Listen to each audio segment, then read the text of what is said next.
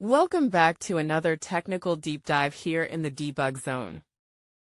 Today, we're tackling a big question and breaking it down with insights from other users. Hopefully this clears up some misconceptions and helps you get the answer you need. So buckle up, stay a little curious, and let's jump right in.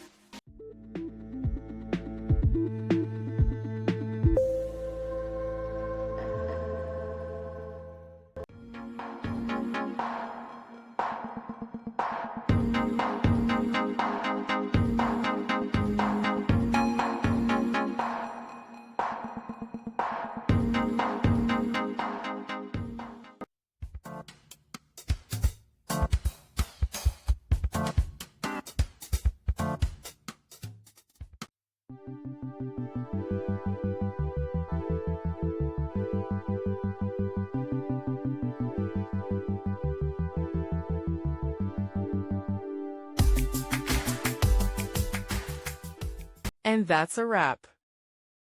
I hope you found the answer you were looking for. If you did, take a second to hit that subscribe button. It really helps out.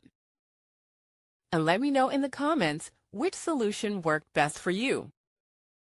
See you next time in the debug zone.